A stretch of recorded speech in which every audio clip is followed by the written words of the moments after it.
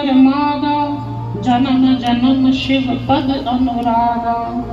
और ते ही कारण हिम गृह गिरी जाई, जननी पार्वती तन पाई।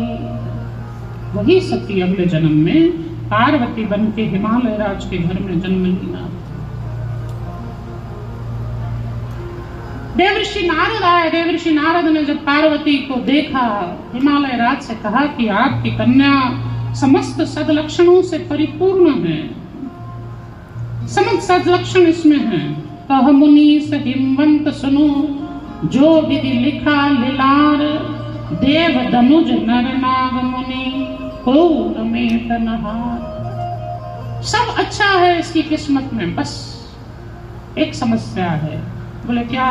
बोले जोगी जटिल अकाम मन, नगन अमंगल वेश, अस स्वामी ही कह मिलहि, परिहस्त असी रेख। इसके हाथों में ऐसी रेखा है कि इसको जोगी जटिल अकाम मन, नगन अमंगल वेश ऐसा पति प्राप्त होगा।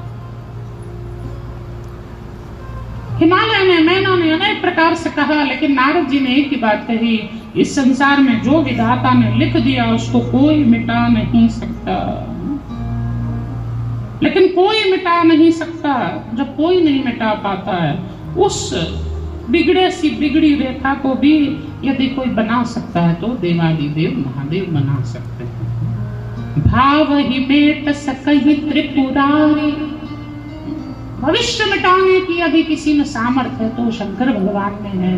इसलिए आप अपनी कन्या को कहिए कि ये शंकर भगवान के लिए तपस्या करे। भाव ही मेट सकहि त्रिपुरारी। शंकर के बिना भविष्य को मिटाने वाला, भविष्य की रेखाओं को बदलने वाला कोई नहीं है ना। इस संसार में अगर भाग्य बदलने की सामर्थ्य किसी में है तो शिव जी में, शंकर भगवान में।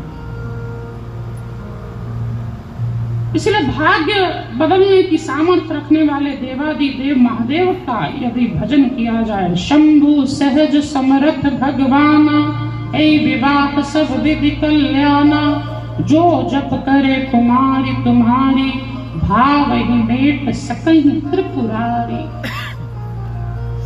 जो तप करे कुमारी तुम्हारी, अगर तुम्हारी कुमारी तपस्या करती है शंकर भगवान की, तो भाव ही मेट सकहि त्रिपुरारी। शंकर भगवान भविष्य की रेखाओं को बदल सकते हैं।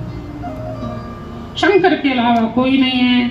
इसलिए पार्वती को शंकर जी की उपासना करने के लिए भेजो। और हिमालय में पार्वती ने जाकर सुंदर शिवलिंग बनाया है और पार्वती